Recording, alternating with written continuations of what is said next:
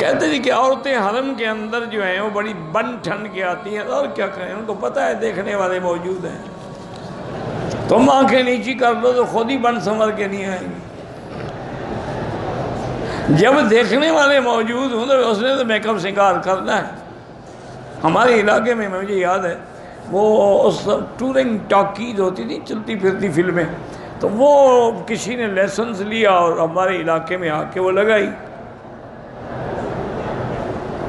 مجھے ان دوستوں نے بتایا، میں نے ڈپٹی کمشنر سے جا کے بات کی کہ یہ ہمارا علاقہ ہے، یہاں تو ہم نے کبھی شادی میں نقارے بھی نہیں بجنے دیے، آپ نے فلم لگوا دی۔ انہوں نے کہا میں کیا کروں، ان کے پاس لائسنس ہے، میں تو نہیں روک سکتا، میں کیا کروں۔ میں نے کہا اچھا جی ٹھیک ہے۔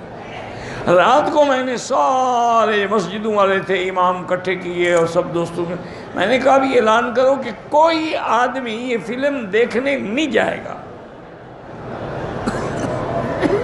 اور دو چار اچھے خاصے بلوچ مشٹنڈے جو ہیں نا وہ ڈنڈے لے کے کھڑے رہے، جو جائے ٹانگیں توڑ دیں، میں ذمہ دار ہوں، کیس میں بھگتوں گا۔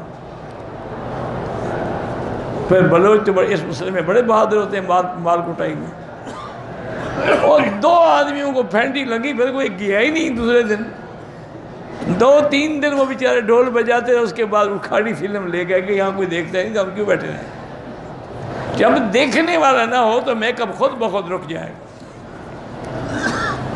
تم بھی تو طواف میں ان پہ نظر رکھتے ہو نا، کعبے پہ نظر نہیں ہوتی، عورت پہ نظر ہوتی ہے۔ ایسے طواف سے بہتر ہے کہ نہ کرو۔